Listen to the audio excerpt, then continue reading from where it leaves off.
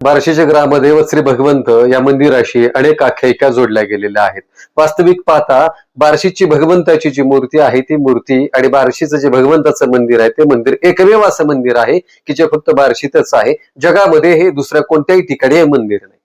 या मंदिराशी ज्या काही आख्यायिका जोडल्या गेल्या आहेत त्याच्यापैकीच एक आख्यायिका आहे संत जोगा परमानंद यांची.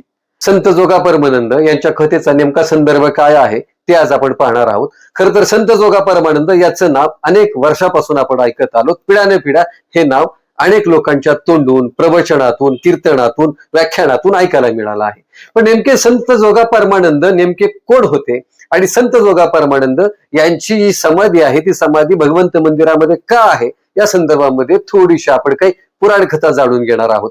खरं तर भगवद्गीतेमध्ये 700 श्लोक आहेत आणि या 700 श्लोकांच्यामुळे संत जोगा परमानंद हे भगवंताचे भक्त होते आणि त्या 700 श्लोकाप्रमाणेच ते रोज 700 नमस्कार घालायचे. सूर्योदयापासून ते मध्यान्नापर्यंत त्यांचे 700 नमस्कार असायचे आणि उर्वरित जो काळ आहे तो काळ हरिस्मरणामध्ये ते व्यतीत करायचे आणि अशा स्वरूपाची ते भगवंताची सेवा करत होते. बऱ्याच वर्षापासून हा त्यांचा नित्यक्रम सुरू होता. भगवंत मंदिराच्या बाजूला पूर्वी शनिवारचा बाजार भरत असे. पावसाळ्याचे दिवस असल्यानं सर्वत्र चिखल पसरलेला असायचा.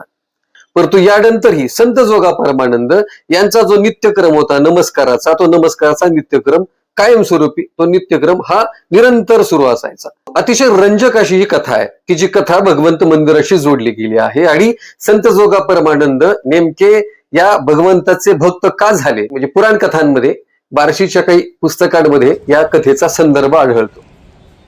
संत जोगा परमानंदाचा सूर्योदयापासून मध्यान्नापर्यंतचा जो हा नित्यक्रम होता नमस्काराचा तो सुरूच होता. एक दिवस एक कापड व्यापारी भगवंत मंदिरामध्ये दर्शनाला आला आणि दर्शनाला आल्यानंतर त्याने बघितलं की संत जोगा परमानंद यांच्या अंगावर जीर्ण झालेले काही वस्त्र आहेत. ते वस्त्र त्यांनी पाहिल्यानंतर त्यांना आपण काहीतरी मदत केली पाहिजे ही भावना त्या कापड व्यापाऱ्याच्या मनामध्ये निर्माण झाली. भगवंताच्या बाजूला शनिवारचा बाजार भरला असल्यानं त्या बाजारामध्ये या व्यापाऱ्यानं आपल्या कपड्याचं दुकान थाटलं होतं. लगबगीनं तो मंदिराजवळ थाटलेल्या आपल्या दुकानात गेला आणि दुकानातून एक बर्जरी असं पितांबर आणलं आणि ते वस्त्र स्वीकारण्यासाठी संत जोगा परमानंद यांच्याकडे दिलं. जोगा परमानंदांनी मात्र त्याला निक्षून सांगितलं की हे महावस्त्र मला देऊ नको, त्याच्यापेक्षा तू ते भगवंताला अर्पण कर. माझ्यासारख्या एवढ्या सामान्य माणसाला एवढ्या किमतीचं वस्त्र याची गरज अजिबात नाही. जोगा परमानंद यांचा हा मनोनिग्रह पाहून त्या व्यापाऱ्याने एक तोडगा काढला. त्याला दुसरं आणखी एक महावस्त्र जरीचं पितांबर आणलं आणि एक भगवंताला अर्पण केलं आणि दुसरं वस्त्र जे जोगा परमानंद यांच्याकडे दिलं. त्या आग्रहाने स्वीकारायला त्यांना लावलं आणि त्यानंतर नाईलाजाने जोगा परमानंद यांनी ते वस्त्र स्वीकारलं. दुसऱ्या दिवशी पुन्हा नवीन वस्त्र परिधान करून आपला नित्यक्रम नमस्काराचा जोगा परमानंद यांनी सुरू केला. खरं तर पाऊस पडल्यामुळे चिखल झाला होता. चिखलानं आपलं जे अंगावरचं किमती वस्त्र आहे हे गाढ होऊ नये याची खबरदारी घेत जोगा परमानंद सूर्योदयापासून मध्यान्नापर्यंत नमस्कार घालत राहिले. दुसऱ्या दिवशी निश्चयानं जे कालचे नमस्कार राहिले होते 200 ते आधी संपवले आणि मग नंतर पुढचे 700 नमस्कार घालण्याला सुरुवात केली. मध्यान्हपर्यंत पुन्हा त्या दिवशीचे 200 नमस्कार कमीच पडले.